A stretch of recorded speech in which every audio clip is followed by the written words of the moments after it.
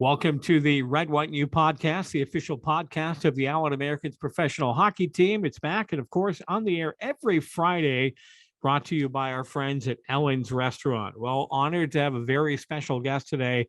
Not only is he the voice inside the American Airlines Center for the Dallas Stars, is also the voice inside of Cowboy Stadium for the Dallas Cowboys, and a afternoon radio host at Lone Star 92.5.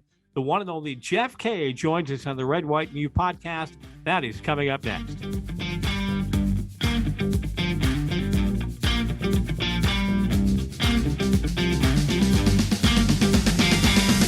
Welcome to the Red, White, and You podcast, the official podcast of your Allen Americans professional hockey team, back on the air. And what a great honor it is to have with me a longtime friend, guy I worked with in the radio business back more years than I choose to reveal. The one and only Jeff Kay. I don't know how long we've known each other, but I know it's been more than 10 years. Oh, yeah. I think we go back to at least 91, 92, maybe. I started at the Edge in 1990. Yeah. You were there shortly thereafter, probably. Yeah, I was there actually at the end of 93, beginning of 94. Well, there you go. It's funny because I worked at KISS, and I was doing the late night shift, 10 p.m. to 2 And I remember Joel Folger, old boss, called me and said, "Hey, I'd like to hire you over here at KDGE to be a part of the morning show." And I'm like, working mornings as opposed to working 10 to 2 at night? You got a deal. Didn't even ask what the money was. And I remember my program director at the time, Mr. Ed, saying, "That's the worst move you're ever going to make in your career. You're going to be done. That's a college radio station. Nobody cares about that. We're the number one station in town. What are you thinking?" That was the best move of my career. And you know what? I had so much fun, more fun than any radio station I ever worked for. And, getting to work with people like you and, Joel Folger and, Alex Valentine and Jay Michaels and some of the best people that ever, put on the headset in Dallas, Fort Worth. It was a lot of fun, and we had some good days. We were there for the heyday at the Edge. Yeah, I think the first generation Edge station is probably one of my favorite, if not my most cherished chapter in my radio career. Is even to this day, 30 years later, I still have people come up to me and call me Chef K because they remember the Back Cafe, when middays at noon, and we were playing all those great, classic alternative hits from The Cure and the Smiths and Depeche Mode. Hey, wasn't Mike Madonna like a huge fan of the old Chef K and the Flashback Cafe? Yeah, well, the thing is you know that when we finally got an NHL team in 93, the Edge had been on for 2 years, and not many people in the Dallas-Fort Worth media landscape really embraced hockey, except people, you came from Buffalo, I came from New Jersey originally, so we kind of grew up with hockey, and that's where we started that passion. So I had known about Mike Modano. I'd been following the NHL, even though we didn't have a pro team. I moved to Dallas in 82. So by the time the Stars got here in 93, I was raring to go. I bought season tickets. I as a season ticket holder and working for the Edge, the Stars felt that they had an ally in the media with me, and they asked me, "Hey, would you be interested in having anybody come up on the radio on the Edge?" And I was like, "Sure." They asked, "How about Mike Modano?" And I was like, "Exactly. That would be the." And so Mike came up to the studio one day for an interview, and he was more, I would say, amazed. I'm not going to use the term starstruck or whatever, but he wanted to learn how to be a rock and roll DJ. I was just excited to be around one of the best hockey players in the world. He just wanted to play, Stone Temple Pilots and Pearl Jam records. That was his dream. You know what? And obviously, Mike wound up being one of the minority owners here back in 2012. And, I knew Mike, like yourself, just from covering the Stars and being in the locker room every day. And, he obviously loved the Ed, so he was always good to me. But, yeah, isn't it amazing how you think about that? You would die to have dinner with Mike Modano. He's sitting there listening to you thinking, "Oh man, that's Chef K. If I can only be him for a day," right? I mean, trade spots. Isn't that cool when you stop and think about it? We always are fascinated by the talent that, we wish we had. And I always wished I could skate backwards. I'll never be able to do that. Mike Modano his dream, I think, would be to, to be a rock and roll DJ and, maybe get to interview guys like Eddie Vedder or the late Scott Weiland. I mean, Mike was a huge 90s rock guy. He even asked me to make him mixtapes of some of the best 90s rock, or mix CDs, not tapes. But yeah, dude, he loves that stuff. There have been 3 PA announcers for the Dallas Stars over the year. Siri, who was first and foremost, those years back in the early 90s when you and I were both season ticket holders for the Stars. Then the great Bill Allerman, who was there for some pretty important games. And then came Jeff Kay. And this is how many years for you with Dallas? 16 seasons overall working with the Stars and 10 behind the PA mic. So when Bill retired, I took over. I want to say it was 2012. It was the year that we started. I guess we started in January after a lockout, maybe, and that's when I at PA. The funny thing about Sari, though, is she was only there for the first season. She was only there in 94, but I actually worked with her in radio for a little bit. She's a radio DJ. I think she's from the Detroit area. She was way ahead of her time. I mean, I think the public address announcer field needs more female more female voices, more female PA announcers. And I don't know why she didn't stick. Obviously, Bill Allerman is the voice of God, and he will always be remembered as the voice for some of the greatest, if not the greatest moments in Dallas Stars history. And you've added since then the PA voice of the Dallas Cowboys. Wow. I mean, that is quite a resume, man. I mean, I've known you for years and obviously, consider you, one of my great friends in the radio world, but when you put Dallas Cowboys on your resume, that's big time.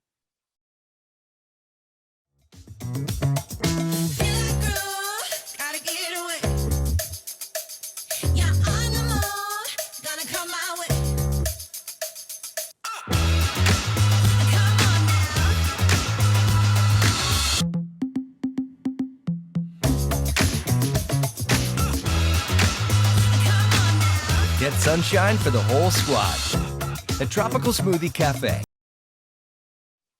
Yeah, the Cowboys thing has just been a pinch me decade. I've been with the Cowboys now for 10 seasons, only 3 in the PA chair, and reluctantly so. I mean, I wish we didn't have to have found a new public address announcer, as we lost both, Brad LaRock and Roger Emmerich 3 springs ago. I mean, I was just happy as the in-game host for the Cowboys, and that traces back to the Stars, because the guy who was the director of game presentation for the Cowboys was a San Jose Sharks fan. He was at the AAC for a Sharks Stars game, saw me as the in-game host for the Stars, asked me, hey, would you be interested in doing that for the Cowboys? And I was like, heck yeah. So I went out to AT&T Stadium and I did an audition in front of Charlotte Jones, Jerry's daughter. And she's the chief brand officer for the Cowboys. Basically everything you see that has to do with game presentation goes through Charlotte. And she enjoyed my presentation. And so I started as the in-game host, and I loved it. I was running around the stadium and I got to be on the field. I got to interview players after the games. It was a dream come true. I had no business being the public address announcer for the #1 franchise in the world, because I've never done it before. So when we had the audition, I kind of did it very nonchalantly. Like, I didn't know how to do football PA. It's basically, you have to announce after every play. And I said, Dak Prescott's pass complete to Amari Cooper, first down Cowboys. Just very, straightforward. I didn't over growl or go over the top. And then 2 days later, they came to me and they said, hey, you got the job. And I said, really? Wow. Like doing the marketing announcements? And they said, no, play by play. You're doing all of it. Charlotte likes your presentation. So again, it's all just about being kind of in the right place at the right time. And yeah, man, it's just crazy. The Cowboys thing has just been amazing. And this is Jeff Kay, by the way, longtime radio voice in Dallas Fort Worth. And we didn't even mention that you're still on the air today. Yeah, no, I'm celebrating almost 33 years in radio in Dallas. And I've been doing afternoons on the classic rocker, Lone Star 92.5 KZPS, which I know you're familiar with. And been doing afternoons there now for, almost 8 years now, since John Dillon retired. So what is the biggest, I guess, maybe difference for you? Because, you will definitely go down. When I think about alternative rock DJs in Dallas, Fort Worth, you're number one, no doubt about it. I don't think anybody that's ever worked for the Edge would ever argue that. What's the biggest difference for you in your style with what you do now at Lone Star? Because you still sound like Jeff K to me. But what's the biggest difference from the alternative way to the way you do now, classic rock?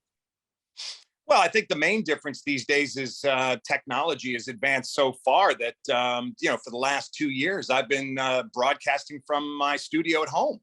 I haven't been in the on-air studio at Lone Star since the beginning of the pandemic. This March will be 2 years. And the technology has really afforded me the ability and the ease to work from home. And, it's not as listener interactive as it used to be back in the early days of the Edge, where we would take, phoners and listener requests. And, the Flashback Cafe was a request driven show. Lone Star is a classic hit station. So especially in the afternoons, it's really not about, the host as much as it is about the music. So I just try to get in, get out, and give everybody their daily dose. I will say the fun thing, though, about working at Lone Star is that I'm playing a lot of those records that I was playing during the early days of the Edge. I mean, classic now, the Police and the Ramones and Joan Jett and U2 and Pearl Jam. And, it's a lot of that early 90s Edge stuff. And so I love it. I've grown up with it. Do you miss being in the studio every day and going to work, going to a radio station, seeing people from the other stations? Because obviously at iHeart and before that Clear Channel, and back when we were, Bonneville and all the great radio companies we worked for over the years, you had more than one station in the building, and it was kind of cool to mingle with the hot AC station to the all sports station to you name it. Is it kind of a different world to be doing that from home and never really see anybody? Well, I do miss the camaraderie. I do miss the camaraderie of station events. Do I miss the daily schlep of sitting in traffic, getting to the station, or, paying an extra $100 a month in toll tag fees? No. Yeah. But yeah, I think I'm hoping that we can get back to doing major station events again. We did our annual concerts, Bo and Jim Bash, named after our morning show guys, Bo and Jim. They've been on the air for 35 years. So I'm hoping that in 2022, we get back to doing those, because I do really miss when we all come together for a big station event. We still do our annual blood drive, and we do that in the summer. And that's an opportunity to, get the team together and to have listeners, come by and make a difference, donate blood. And we help out the Red Cross every year. So, I mean, it's just, and Carter as well. So, yeah. I mean, yeah, I do miss that aspect of it. But honestly, Tommy, I'll be honest, I don't. I feel like I'm much more efficient now than I was. Where before, if I had an issue, if I had something, I'd have to get back in the car and get back to the station. Now, if there's an issue comes up, whether it's production, because I also run the iHeart production department out of my home studio. Wow. I can just walk into my office in my studio and fix the problem. I don't have to. They get a lot more work out of me with me staying at home than they would if I was actually at the studio. That's amazing. And you know what? I know another dear friend of ours, Michelle, who, obviously works in Dallas, Fort Worth radio, and was joking. She said, there's some days that, listeners don't know, but I do my morning show in my pajamas. And I thought, wow, that's the way to roll, man. I think about those radio days and, especially being on the morning Edge, for 9 years and getting up at 3:45 in the morning. And, I thought, how the heck did I ever do that? But it was so much fun. We had such a great time. We had such a great staff. People cared, people love that station. I compare Edge fans, and I always go back to the Edge, talking about the Edge, to hockey fans.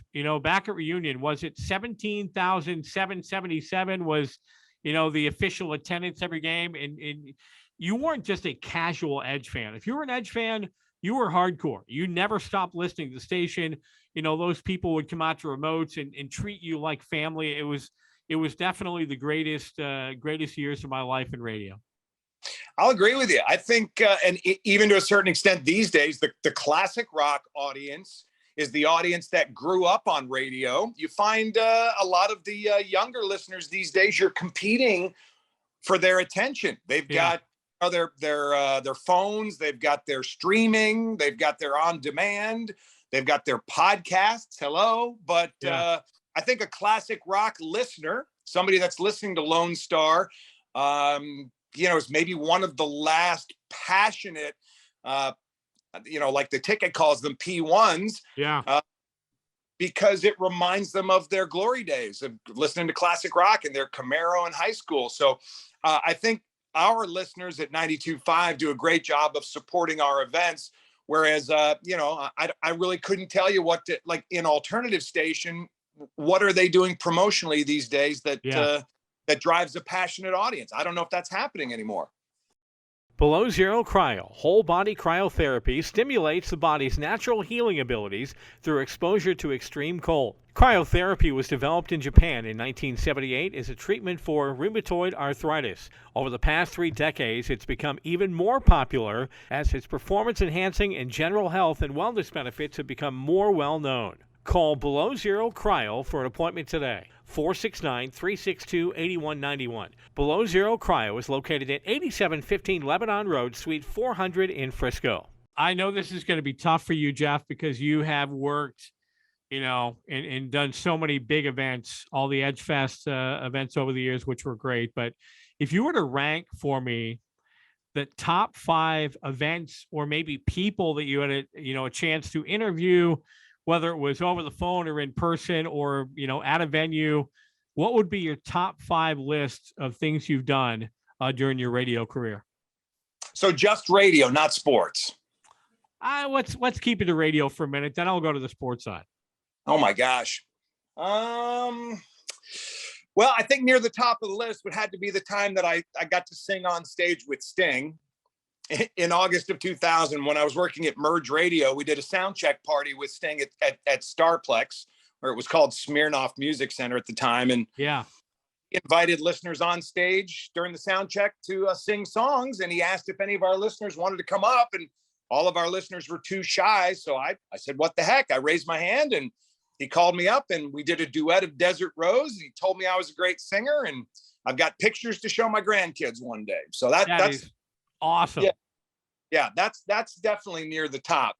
I would say another highlight for me would be when I was in Los Angeles and I was working for Groove Radio. This was between the Edge and Merge. This was when I went out to LA for 2 years, and I was working for one of the country's first all techno rave stations because of the success I was having on Saturday nights on the Edge Club show on the Edge. You remember those days when I was a big rave DJ? That's another crazy chapter that people forget. So when I went out to Los Angeles in the mid 90s, I basically got to interview every, I would say, breaking, crucial electronic musician artist that was happening. In the mid 90s was when all that stuff was exploding. So to make a long story short, I got to interview Daft Punk before they had the robot look, when they were just 2 kind of dirty, greasy kids from France that rolled out onto the shores of America for the first time. And I interviewed them. They did a live guest mix on Groove Radio. So interviewing Daft Punk before the robots was definitely a highlight for my radio career. So that's 2. I would say that getting to interview Robert Smith from The Cure would be 3. Johnny Marr of the Smiths and Bernard Sumner of New Order, when the 2 of them came together as Electronic and they did their radio tour in the early 90s, they stopped by the Edge. And I've got a picture between the New Order guy and the Smiths guy in the Edge studios that I'll cherish for the rest of my life. So that was a highlight. I would also say, do you know who Mick Rock is? He recently passed. I do. So Mick Rock is called the man who shot the 70s, a famous photographer responsible for album covers for Queen and David Bowie and Lou Reed. There was a documentary about him a couple of years ago. He just passed away in November, but we were able to have Mick Rock on the air on the Bo and Jim show, and I helped set that up. I want to say it was about 2 years ago in September when he was in town to do He had a photo gallery presentation in Dallas. And I was so excited to meet him and see him, and he didn't disappoint. One of the greatest interviews I've ever heard with Bo and Jim. I got to be in the out of control room, as we call it. Bo and Jim usually do interviews for one segment. They kept Mick Rock in the studio for 3 segments. And I've actually got that video on my YouTube channel. If you go to YouTube, Jeff K. Net, you can see the Mick Rock interview with me and Bo and Jim. So what are we up to now? Is that 4? I got one more? That's 4. All right, so one more. I will say, just for the hell of it, the time I got to meet Robert Plant from Led Zeppelin when he was playing at the Gypsy Tea Room. It's just one of those things you never think you're ever going to meet, the Led Zeppelin guy.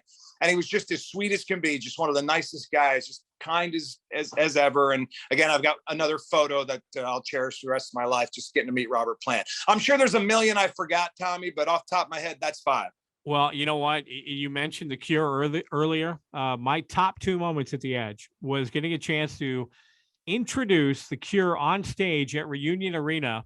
Wow. In their last performance in Dallas. It was myself and Mary Ellen from the Morning Edge. We were there and got a chance to introduce them. That was incredible. And the other one was being on stage at Blockbuster Rock Fest in front of 500,000 people and being up there to introduce No Doubt along with Michelle. And I'm telling you that, Jeff, those were the moments. And that's why I say, and people always ask me, you were at the ticket for 10 years, but nothing will ever top the Edge. That was by far the most fun I've ever had in my radio career. And because of getting to know people like yourself and the great Joe Folger and all the other people we work with, that's incredible. Now, I can't leave out the hockey side of it because I know that's your true passion and love.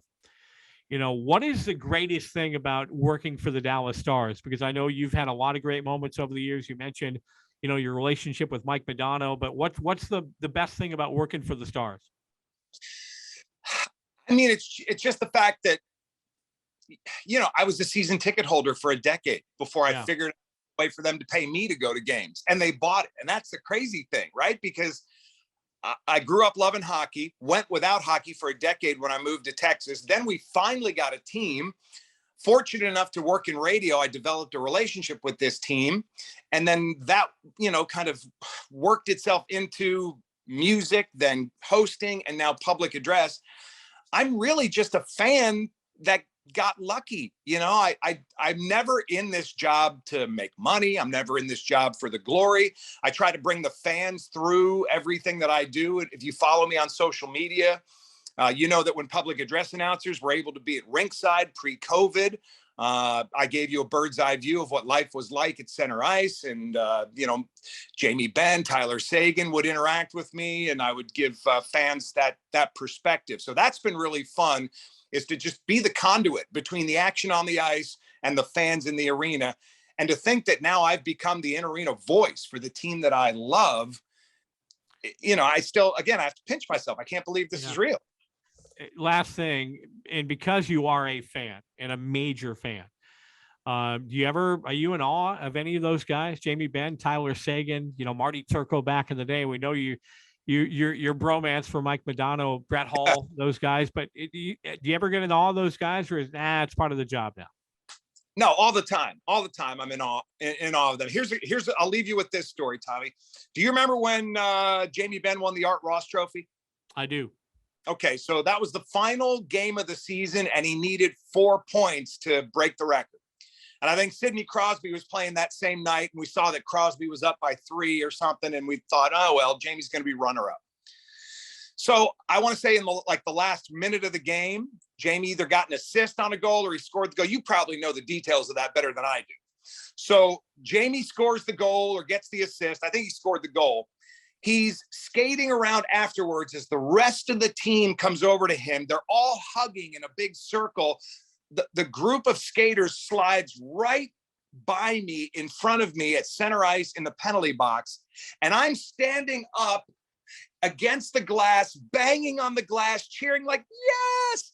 And of course, one of our professional in-arena photographers snapped that moment. So there's pictures out there of the group hug with Jamie Benn and Trevor Daly and, you know, everybody else that was on the ice at that time. And behind them, you see the most unprofessional public address announcer in the National Hockey League banging against the glass with a big smile on his face, while the off-ice officials are sitting down next to me, paying attention to what they're doing, looking very nonplussed because they're professionals.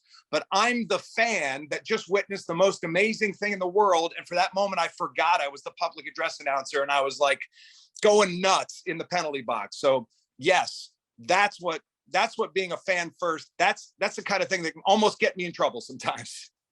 You are a legend in Dallas Fort Worth radio. You know, what, 33 years? That is amazing. Still going strong. You know, I'm not sure how Carrie puts up with you every single day at home doing your thing, because we know, hey, even when I was working with you, I could hear you through the glass sometimes doing your thing, and you do it so well. I don't think I've ever heard you make a mistake on the air, and I can't say that about any other DJ that I've known or worked with. Just a true professional, a great friend, and I can't wait to see you again soon. I know you, on your day off, the last thing you want to do is come to a hockey game, but I hope you come up to Allen to a game this year and bring Carrie and come up and pop on the air with me upstairs. Oh, that's a done deal, Tommy. I look forward to it. Same thing. I know we're going to have you at the Buffalo game for Stars Sabres, and you've promised me you're not going to wear your Sabres gear. So I promise you, I would never do that. When you're giving me your Stars tickets, buddy, I will be in neutral colors that night. And, you know, hey, again, thank you for the friendship over the years and all you've done for Dallas Fort Worth radio. Oh, and by the way, Carrie says hi. She's looking forward to sitting with you at the Sabres game. She definitely wants to catch up. She was asking me what you've been up to for the last 30 years. So I've said, well, hey, just ask him at the game. So there you go. Absolutely. Can't wait to see her. Can't wait to see you. Ladies and gentlemen, a legend in Dallas Fort Worth radio, the voice inside Cowboy Stadium, the voice inside the American Airlines Center for the Dallas Stars, the one and only Jeff K.